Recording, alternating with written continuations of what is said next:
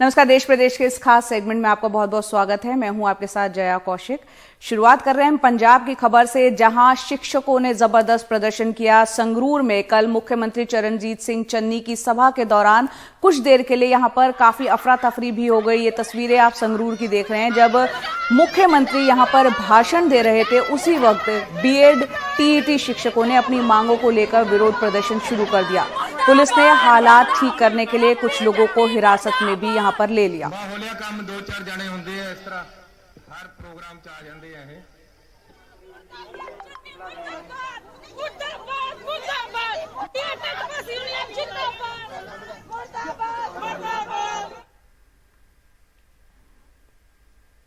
और अब खबर उत्तर प्रदेश से, जहां लखीमपुर खीरी में किसानों पर गाड़ी चढ़ाने की जो सोची समझी साजिश थी, ये बात मामले की जांच कर रही एसआईटी ने कहा है और ये बात कोर्ट में कही गई है। एसआईटी ने अदालत में अर्जी देकर कहा कि ये लापरवाही से गाड़ी चलाने का मामला नहीं है, बल्कि आशीष मिश्रा और उसके साथियों ने योजना बनाकर किसानों की हत्या की।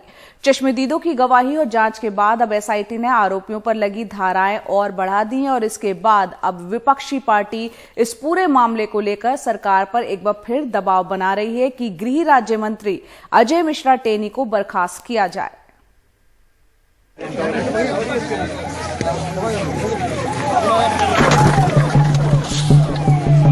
लखीमपुर कांड की जांच कर रही एसआईटी ने भी अदालत से कह दिया है कि इन 5 किसानों की हत्या की गई है।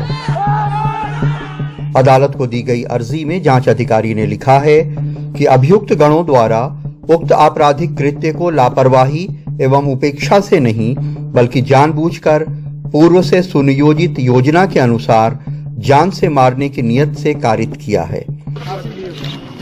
इसलिए एसआईटी ने अदालत से दरख्वास्त की है कि एफआईआर से लापरवाही से गाड़ी चलाने की दफा हटाकर नई दफाएं लगाई जाएं।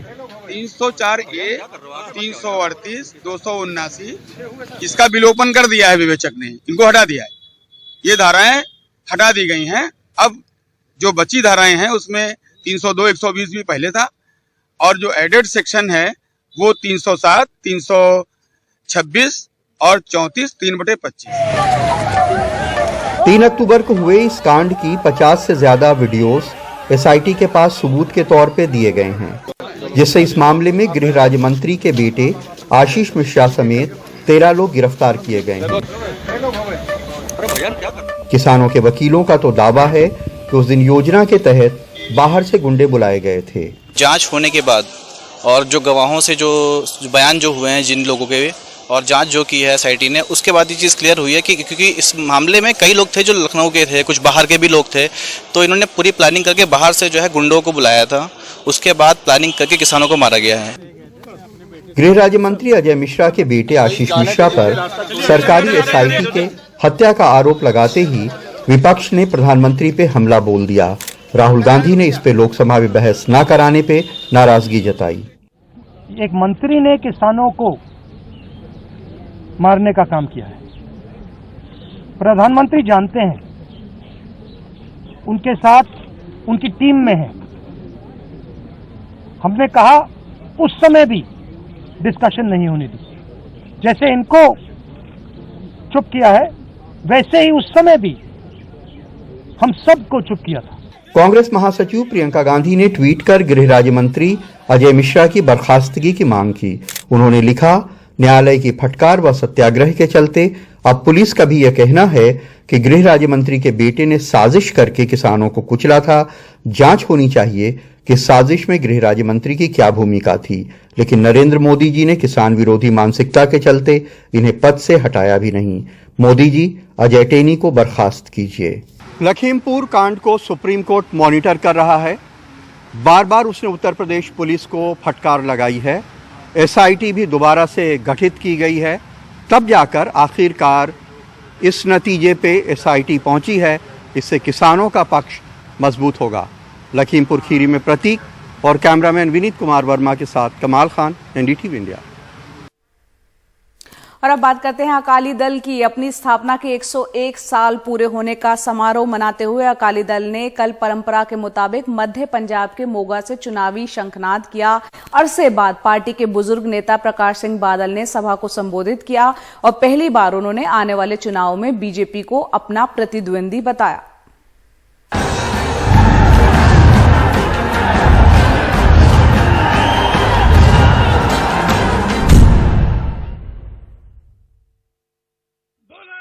कभी वे साथ थे, मंच साझा करते थे और एक दूसरे की तारीफ करते थे। लेकिन मंगलवार को पंजाब के मोगा की एक रैली में अकाली दल के सबसे बुजुर्ग नेता ने पहली बार बीजेपी के खिलाफ कुछ कहा, उन्हें अपने प्रतिद्वंदियों में गिना। एक सूबे दी कांग्रेस सरकार, दूजी सेंटर दी सरकार बीजेपी, तीसरी ਇਹ ਆਮ ਆਦਮੀ ਉਹਦੀ ਵੀ ਸਰਕਾਰ ਤੇ ਆਪਾਂ ਤਿੰਨ ਸਰਕਾਰਾਂ ਨਾਲ ਇਲੈਕਸ਼ਨ ਲੜ ਰਹੇ ਹਾਂ। सुखबीर सिंह बादल ने भी बीजेपी पर निशाना साधा कि भारतीय जनता पार्टी थोड़ी लड़ाई लड़ूगी जिन्हें काले कानून बना के ऐसा माहौल बनाया। जिस पार्टी ने हुन दिल्ली गुरुद्वारा प्रबंधक कमेटी का इलेक्शन हो गया, जित गया श्रोमणी अकाली दल, पर प्रधान नूं बन नहीं दे रहे क्योंकि सेंटर सरकार चाहती है कि उन्हां दा आदमी बने। ये रैली अकाली दल के नए सहयोगी बीएसपी के लिए भी शक्ति प्रदर्शन का मौका था।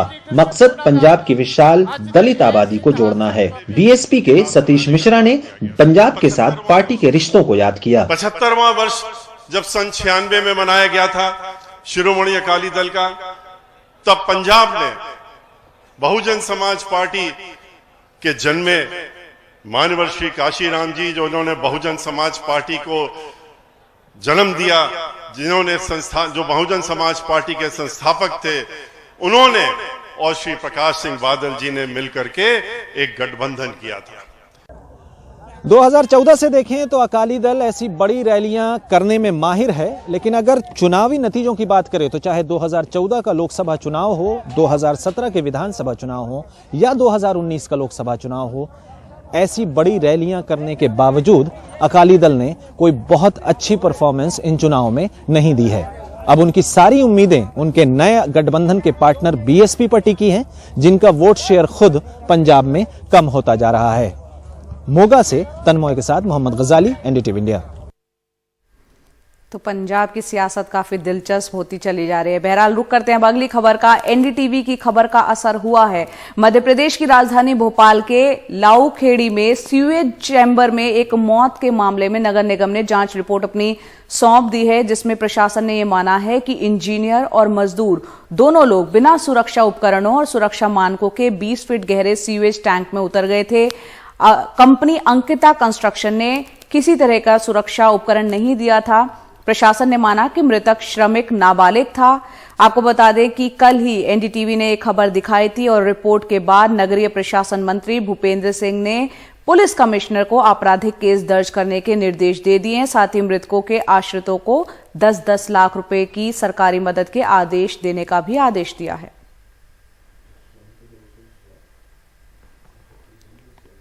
और कर्नाटक से खबर आ रही है, जहां मैंगलोर में एक थाने को घेरने वाले कुछ लोगों पर पुलिस ने देर रात लाठीचार्ज कर दिया। ये सभी लोग अपने साथियों की रिहाई की मांग को लेकर सुबह से ही प्रदर्शन कर रहे थे। 6 दिसंबर को 3 लोगों पर 5 अलग अलग बाइक पर सवार लोगों ने हमला कर दिया था।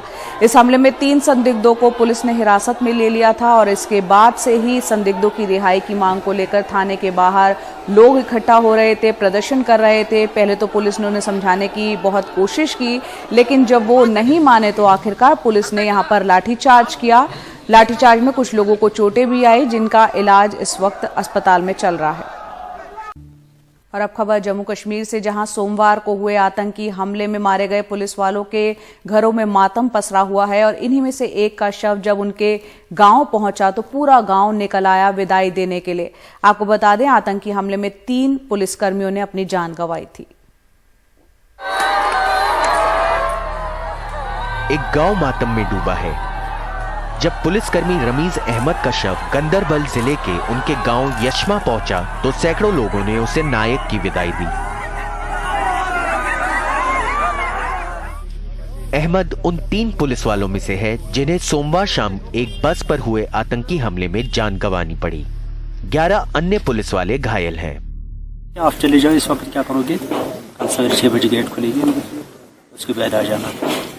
जब हम सुबह सवेरे गए, सवेरे जाने से पहले उन्होंने फ़ोन किया कि यहाँ किसी कागज़ पर दस्तखत करना है, इसका ऑपरेशन।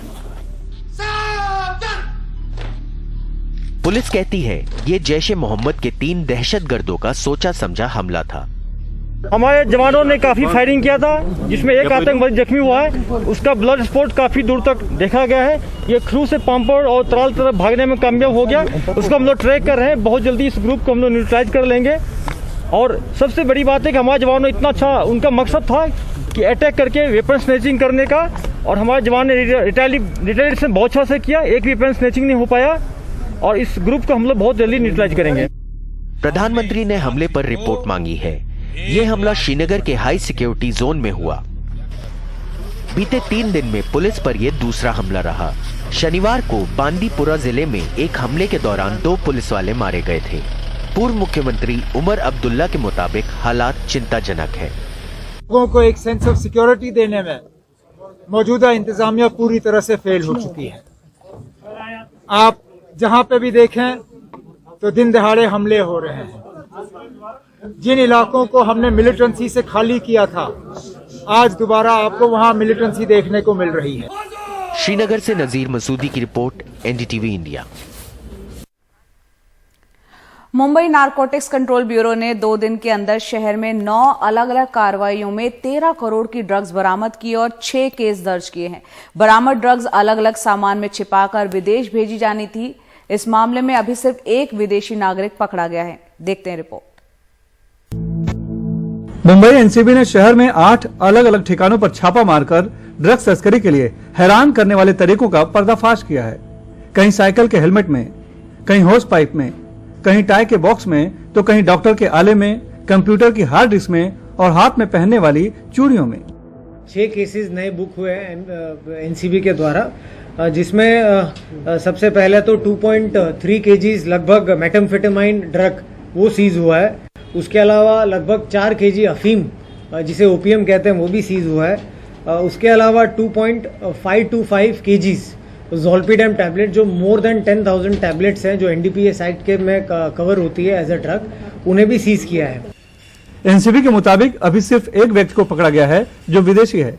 ये सभी ड्रग्स कुरियर के जरिए ऑस्ट्रेलिया, स्विट्जरलैंड, यूएई, मालदीव और न्यूजीलैंड भेजे जाने थे। अलग अलग नाम से भेजा जाता था। कुछ उसमें फर्जी आई कार्ड भी हमें मिले हैं। फर्जी आई कार्ड पे फर्जी लोगों के नाम पे भी ये भेजा जा रहा था। और जिस हिसाब से कंसीलमेंट की गई है, काफी एडवांस लेवल पे कंसीलमेंट की गई है कि कोई भी लॉ एनफोर्समेंट एजेंसी से डिटेक्ट न कर पाए। मुंबई एनसीबी ड्रग्स माफिया के खिलाफ लगातार कार्रवाई कर रही है। ड्रग्स और नशे के सौदागर दोनों पकड़े जा रहे हैं। इसके बावजूद नए नए गिरोह सामने आ रहे हैं। मुंबई एनसीबी की यह नई कार्रवाई नए साल के जश्न को देखते हुए बड़ी कार्रवाई है और एनसीबी का कहना है कि यह गिरोह पिछले 2 महीने से सक्रिय हुआ था और इसकी मोडस ऑपरेंडी नई और अनोखी है। मुंबई से cameraman Altaf Shah, Sunil Singh, NDTV India.